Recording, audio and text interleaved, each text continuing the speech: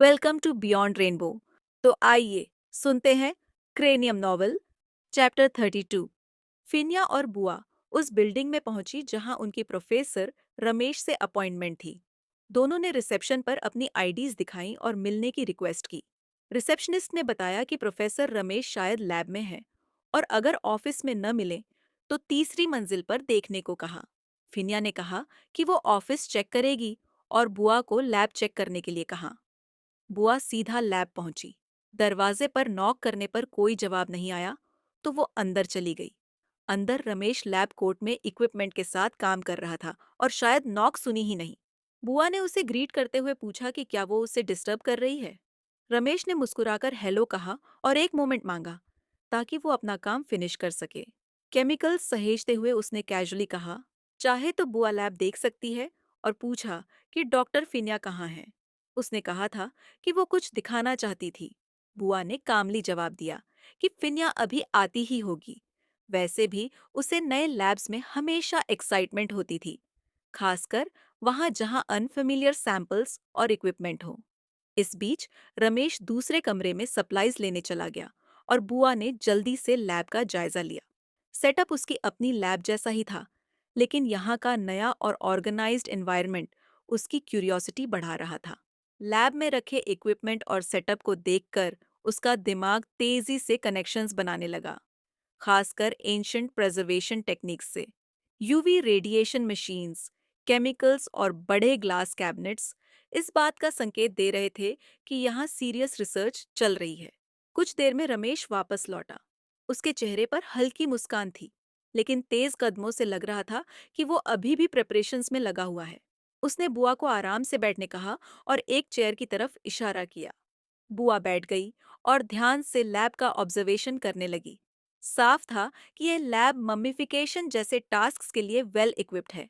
वहाँ human body के लिए बड़े कैबिनेट्स, यूवी मशीन्स और येलोविश वाइट लिक्विड्स के जार्स रखे थे। लग रहा था प्रिजर्वेटिव्स के अलग अलग एक्सपेरिमेंट्स हो रहे हैं। सबसे स्ट्राइकिंग चीज थी एक चिंपैंजी की स्कल जो स्टैंड पर रखी गई थी, कुछ वैसी ही जैसे बुआ ह्यूमन स्कल्स के साथ करती थी। उसकी डार्क कलरिंग ये दिखा रही थी कि वो काफी समय से प्रिजर्व थी। शायद इंसानों पर यह टेक्निक अप्लाई करने से पहले की गई शुरुआत थी। लैब की सोफिस्टिकेशन और पूरा एक्सपेरिमेंटल सेटअप साफ इशारा कर रहा था कि कोई डीपली इन्वॉल्व्ड है एंशंट मम्मिफिकेशन प्रैक्टिसेस में। तभी रमेश की आवाज ने उसकी सोच को तोड़ा। उसने पूछा कि क्या वो ठीक है। बुआ का दिल तेजी से धड़क रहा था, लेकिन उसने धीरे से और बिना किसी डाउट के कहा, तो वो तुम थे। रमेश ने इंग्रेडिएंट्स को अरेंज करते हुए कंफ्यूजन में कहा। उसे समझ नहीं आ रहा कि बुआ क्या कह रही है। बुआ का लहजा अब कड़ा था। उसने कहा कि वो सब जानती है और रमेश को भी पता है कि बात किसकी हो रही है। फिर उसने साफ साफ कहा कि शायद बेहतर होगा अगर पुलिस इस लैब की इन्वेस्टिगेशन करे। अब रमेश का एक्सप्रेशन क्यूरियोसिटी से कंसर्न में बदल गया था। उसने गंभीर लहजे में दोबारा पूछा, बुआ किस बारे में बात कर रही है? अब उसके चेहरे पर एक डिस्टर्बिंग डार्कनेस थी। उसकी मुस्कान अब डरावनी लग रही थी, जैसे वो अपने काम पर गर्व महसूस कर रहा हो। उसकी नजरें बुआ पर टिकी थीं और वो धीरे धीरे उसकी ओर बढ़ते जा रहा था। धीमी लेकिन ठंडी आवाज में रमेश ने पूछा, क्या बुआ को सब कुछ पता चल गया है? फिर उसने कहा कि ये इम्प्रेसिव है, क्योंकि उसे लगा था एविडेंस उसके पास पहुंचने से पहले डिस्ट्रॉय हो जाएगा। बुआ का दिल अब और जोर से धड़क रहा था, लेकिन उसने खुद को शांत बनाए रखा। उसे एहसास हुआ कि रमेश की नजर उस पर से हटी नहीं है और वो बार बार पूरे कमरे को स्कैन कर रहा है, जैसे कोई वेपन या एस्केप ढूंढ रहा हो। बुआ ने बातचीत बनाए रखते हुए कहा कि चिंपैंजी स्कल शायद शुरुआती एक्सपेरिमेंट रहा होगा, लेकिन असली मकसद क्या था? रमेश की आंखों में अब एक अजीब सी प्राइड और इनह्यूमन एक्सप्रेशन थी। उसने बताया कि बॉडीज को लंबे समय तक प्रिजर्व करना उसे सालों से फैसिनेट करता रहा है। सोचो, अगर ह्यूमन बॉडीज को ऐसे प्रिजर्व किया जाए कि समय का उस पे कोई असर न हो, उसकी ये टेक्निक इस फील्ड में रेवोल्यूशन ला सकती है। बुआ ने कामली जवाब दिया कि वो साइंस की बात कर रहा है, लेकिन उसने हर एथिकल बाउंड्री पार कर दी है। रमेश ने अपने डिफेंस में कहा कि साइंस में तरक्की अक्सर किसी कीमत पर होती है और कुछ सैक्रिफाइसेस ग्रेटर गुड के लिए जरूरी होते हैं। बुआ ने डिसबिलीफ में सिर हिलाया और कहा कि रमेश इसे भले ही प्रोग्रेस मानता हो, लेकिन उसके लिए ये इंसानी डिग्निटी का अपमान है। रमेश का चेहरा सख्त हो गया। उसने जवाब दिया कि बुआ बस बाहर से जज कर रही है। अगर वो उसकी जगह होती तो शायद समझ पाती कि वो क्या देख रहा है और क्यों ऐसा कर रहा है। बुआ को समझ आ गया था कि अगर रमेश अब तक इतना सब कुछ छुपा चुका है, तो अब वो इतने आसानी से पीछे हटने वाला नहीं। उसे जल्दी से अथॉरिटीज को कांटेक्ट करना होगा। अपनी आवाज को स्ट्रांग बनाते हुए बुआ ने कहा, अब रमेश का ग्रैंड प्लान खत्म होने वाला है और वो इंश्योर करेगी कि इसकी इन्वेस्टिगेशन हो। रमेश की मुस्कान अचानक गायब हो गई और उसकी जगह एक सिनिस्टर एक्सप्रेशन आ गया। उसने ठंडे स्वर में पूछा कि क्या बुआ को सच में लगता है कि वो यहाँ आकर सब कुछ एक्सपोज कर देगी? जैसे ही रमेश आगे बढ़ा, बुआ ने खुद को मेंटली तैयार किया। अब उसे किसी भी मौके पर भागने या बचने के लिए रेडी रहना था। कमरे का माहौल और भी घुटन भरा हो गया और उसके पास ज्यादा वक्त नहीं था। रमेश का लहजा अचानक बदल गया। उसका कहना था कि वो दोनों लोग मरने के लायक थे क्योंकि बहुत ज्यादा बोलते थे। बुआ ने उसका सामना करते हुए कहा कि यहीं सब खत्म कर दो, क्योंकि अब वो बच नहीं सकता। रमेश ने बिना हिचकिचाए जवाब दिया कि फिर शुरुआत उसी से क्यों ना की जाए। इतना सुनते ही बुआ तुरंत आगे दौड़ी। जैसे ही रमेश उसके करीब पहुंचने वाला था, उसने एक इक्विपमेंट कार्ट को जोर से धक्का दिया, जिससे रमेश लड़खड़ाकर स्टोरेज कैबिनेट से टकरा गया। कार्ट जमीन पर गिरा और उसका सामान पूरे कमरे में बिखर गया। फीनिया ने आवाज सुनी। उसे पहले से ही कुछ गलत होने का एहसास हो रहा था, इसलिए वो तुरंत भागी आई। रमेश फिर से खड़ा हुआ और दोबारा दौड़ा। ये देखकर बुआ ने पास रखी एक केमिकल बॉटल उठाकर उसकी तरफ फेंकी, ताकि उसका रास्ता ब्लॉक हो जाए, और फिर फ्लोर पर बिखरा सामान भी उस पर फेंकना शुरू कर दिया। एक हैमर सीधा रमेश की कमर पर लगा, जिससे वो लड़खड़ा गया। उसका चेहरा गुस्से से लाल हो गया। जैसे ही रमेश ने बुआ पर वार करने के लिए हाथ उठाया, फिन्या ने पीछे से उसकी पीठ पर जोर से लात मारी और वो सीधे आगे गिर पड़ा। फिन्या ने चेतावनी दी कि वो बुआ को हार्म करने की सोचे भी ना, और रमेश की कॉलर पकड़कर उसके चेहरे पर जोरदार पंच मारा। इसके चलते उसके खुद के हाथ में भी चोट लग गई।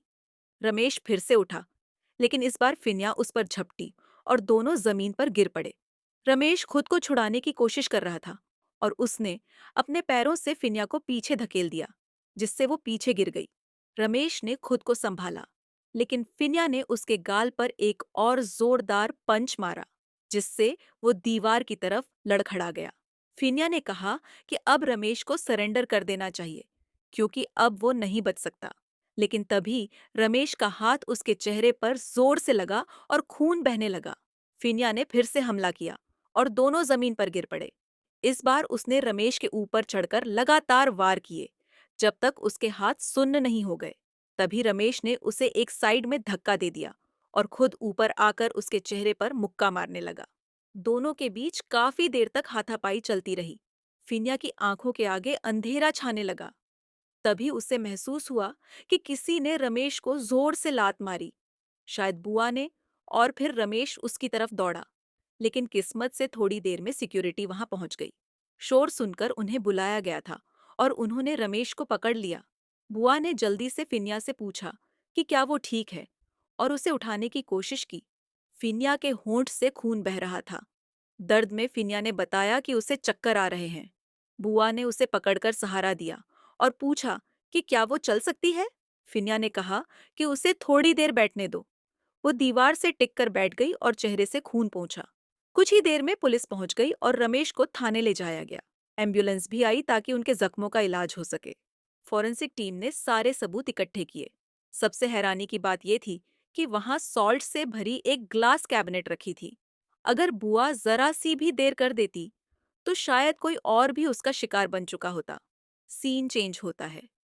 अगली शाम बुआ कमरे में आई, जहां फिनिया आराम कर रही थी। बुआ ने उसे सिक लीव लेने को कहा था, ताकि वो ठीक से आराम कर सके। कमरे में आकर बुआ ने उसके पास बैठते हुए पूछा, कैसी हो और जरा जख्म दिखाओ। फिनिया ने बताया कि दर्द हो रहा है, और जब बुआ ने ध्यान से देखा तो उसके होंठ और गाल दोनों सूजे हुए और लाल नजर आए। बुआ ने प्यार से पूछा कि कुछ खाया या नहीं। फिनिया ने धीरे से जवाब दिया कि थोड़ा बहुत खाया, पर दर्द की वजह से ज्यादा खाया नहीं गया। उसने ये भी कहा कि शायद वो कुछ दिन ठीक से बोल भी ना पाए।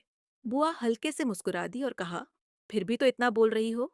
फिर वो उठकर दूसरे कमरे से गर्म पानी और फर्स्ट एड सप्लाईज ले आई। फिनिया ने पूछा कि पुलिस से क्या बात हुई। बुआ ने बताया कि पुलिस का मानना है ये एक सोची समझी हत्या है और बाद में बॉडीज को छुपाया गया। हालांकि एंटीक्स की बिक्री से इसका ज्यादा लेना देना नहीं है। उसने आगे बताया कि कुछ घंटे पहले पुलिस ने बताया कि रमेश ने सब कबूल कर लिया है।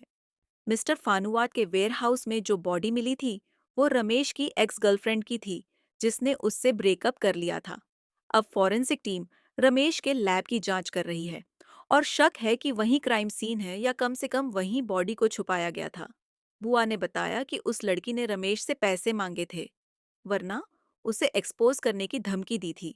जब फिनिया ने पूछा कि किस बारे में एक्सपोज करना चाहती थी, तो बुआ ने बताया कि वो रमेश के मम्मिफिकेशन के ऑब्सेशन को सामने लाना चाहती थी और इसी के बदले पैसे मांग रही थी।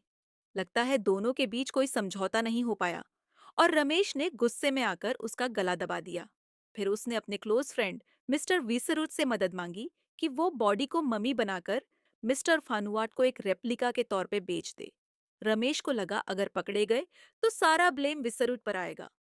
फिनिया ने हैरानी से कहा कि लोग कितने क्लेवर तरीके सोचते हैं।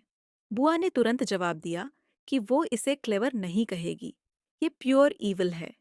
जब फिनिया ने पूछा ऐसा क्यों, तो बुआ ने बताया कि जब रमेश ने लैब में उससे कन्फेस किया था, उसके चेहरे पर जरा भी गिल्ट नहीं था। वो पूरी तरह ऑब्सेस्ड लग रहा था और उसका मानना था कि साइंटिफिक प्रोग्रेस के लिए कुर्बानी देना जरूरी है। फिनिया ने झुंझलाकर कहा, यह सब नॉनसेंस है। बुआ ने कहा कि ऐसे लोग हमारे फील्ड में भी होते हैं, जो कि बहुत ही खतरनाक बात है। जब फिनिया ने पूछा कि विसरूट को भी उसी तरह क्यों मारा गया, तो बुआ ने शांत स्वर में बताया कि उसने भागने की कोशिश की थी। उसे डर था कि एक दिन वो पकड़ा जाएगा, क्योंकि सारा काम उसी ने डायरेक्टली संभाला था। फिनिया को याद आया कि इसी वजह से उसने अफ्रीका ट्रांसफर मांगा था। बुआ ने कहा कि बिल्कुल सही, वो अब्रॉड भागने की प्लानिंग कर रहा था, लेकिन रमेश ने उसे भी चुप करा दिया, क्योंकि उसे डर था कि वी सरुत कभी न कभी वापस आकर उसे एक्सपोज कर देगा। अब पुलिस उस वेपन को ढूंढने की कोशिश कर रही है जिससे विसरूट को मारा गया, और ये पता लगाने की भी कोशिश हो रही है कि उसकी बाकी बॉडी कहाँ है। फिनिया ने अंदाजा लगाया कि शायद रमेश धीरे धीरे उसे डिस्पोज कर रहा था, एक एक पार्ट करके, क्योंकि अकेले ये काम करना आसान नहीं। बुआ ने जोड़ा कि फिर विसारूट की स्कल मिस्टर पिचाई के पास मिली, लेकिन कोई नहीं जानता कि वो वहां कैसे पहुंची, और मिस्टर पिचाई अब जिंदा नहीं है जो कुछ बता सके। फिनिया ने सोचा कि शायद दोनों एक दूसरे को जानते थे और रमेश ने बिना बताए ही पिचाई को वो स्कल दे दी थी। शायद पिचाई को भी फनुवाट की तरह यही लगा कि वो सिर्फ एक रेप्लिका है। बुआ ने कहा कि हाँ, ऐसा ही हुआ होगा, क्योंकि पुलिस ने बताया कि मिस्टर पिपट ने कहा था कि उसका भाई स्कल को एक इजिप्टोलॉजिस्ट को दिखाना चाहता था, ताकि उसकी एज पता चल सके, और शायद वो उसे स्क्रोल के साथ ऑक्शन भी करना चाहता था। इसके बाद बुआ ने बताया कि वो कल रमेश के घर जाएगी। उसे लगता है कि वीसरूट के बाकी बॉडी पार्ट्स वहीं मिल सकते हैं, क्योंकि पुलिस की इनिशियल सर्च में वहां कुत्ते और बिल्ली जैसे जानवरों के रिमेन्स मिले थे। कल से डिगिंग शुरू होगी और बुआ वहां मौजूद रहेगी। फिनिया ने अंदाजा लगाया कि शायद रमेश की वायलेंट बिहेवियर की शुरुआत वहीं से हुई होगी और शुरू में उसने जानवरों पर प्रैक्टिस की होगी। बुआ ने सहमति में सर हिलाया और कहा कि उसने रमेश के लैब में एक प्रिजर्व्ड चिंपैंजी स्कल देखा था और तभी उसे समझ आ गया था कि ये उसी का काम है। फिर फिनिया ने पूछा, प्लेन क्रैश की कॉज के बारे में क्या अपडेट है? बुआ ने बताया कि ब्लैक बॉक्स की जांच के बाद एविएशन डिपार्टमेंट को शक है कि प्लेन में फाइट हुई थी और उसमें कोई वेपन भी इन्वॉल्व था। अभी तक ये कंफर्म नहीं हुआ कि फाइट किस वजह से हुई थी, लेकिन ये पक्का हो चुका है कि प्लेन की साइड में बुलेट होल मिला है और पायलट को गोली लगी थी। कंपनी को शट डाउन करने का ऑर्डर दिया गया है और ओनर को विक्टिम की फैमिली को कॉम्पेंसेशन देना होगा। साथ ही फ्यूचर में उसे कोई भी एविएशन रिलेटेड बिजनेस करने की परमिशन नहीं मिलेगी। फिनिया ने गहरी सांस लेकर कहा कि आखिरकार सब कुछ खत्म हो गया, प्लेन क्रैश से लेकर हिडन मर्डर तक। अगर क्रैश नहीं होता तो शायद रमेश बच जाता और स्कल कंट्री से बाहर चला जाता। बुआ ने हल्के मजाक में कहा कि शायद ये मम्मी का कर्ज था जिसका उसने पहले जिक्र किया था। फिन्या ने माहौल को थोड़ा हल्का करते हुए अपने सूजे हुए लाल लिप्स बुआ की तरफ किए और कहा, क्या तुम इस एरिया को चेक करोगी? दर्द हो रहा है। बुआ ने वूंड के पास अपनी उंगलियों से हल्के से टच किया और पूछा, ज्यादा दर्द हो रहा है क्या? फिन्या ने छोटे बच्चों की तरह हाँ में सर हिला दिया। बुआ ने कहा कि कल और ज्यादा पेन हो सकता है। फिर अपने लिप्स फिनिया के वूंड के पास ले जाकर उसे धीरे से किस किया और सॉफ्टली बोली, अब बस, जल्दी ठीक हो जाओ। फिनिया ने प्लीडिंग वॉइस में कहा, दूसरी साइड भी कर दो प्लीज। बुआ ने थोड़ा टीजिंगली कहा कि एक बार क्या किया, अब तो तुम लालची हो रही हो। फिर उसने पूछा कि अगर वो यहीं रुके तो फिनिया को कोई प्रॉब्लम तो नहीं? सवाल सुनकर फिनिया ने मुश्किल से आंखें खोली और मुस्कुराने की कोशिश की। फिर सॉफ्टली कहा कि उसका जवाब तो बुआ को पहले से ही पता है। बुआ ने उसे थैंक्स कहते हुए याद दिलाया कि उसने फिर उसकी मदद की जब प्रोफेसर रमेश उसे मारने वाला था। फिनिया ने कहा कि उसे थैंक्स कहने की जरूरत नहीं है और फिर बुआ के बालों पर हाथ फेरते हुए सॉफ्टली बोली कि थोड़ी पॉरेज बना दो। ये सुनकर बुआ उठी, थोड़ा झुककर फिनिया के बालों को हल्के से सहलाया, फिर उसके माथे पर किस किया और बोली कि अच्छे से खाना, टाइम पर दवाई लेना, और जब वो ठीक हो जाएगी तब वो जो भी मांगेगी बुआ उसे देगी। क्या सच में? फिनिया की आंखें बच्चे जैसी चमकने लगीं, लेकिन बुआ कुछ नहीं बोली। वो बस उसके लाल चेहरे को देखती रही। ये रेडनेस चोट की वजह से थी या कुछ और, समझ नहीं आया। फिर चुपचाप वहां से चली गई। फिनिया ने एक्साइटेड होकर कहा, तुमने जो वादा किया है उसे याद रखना, और अब देखना, मैं जल्दी ठीक हो जाऊंगी।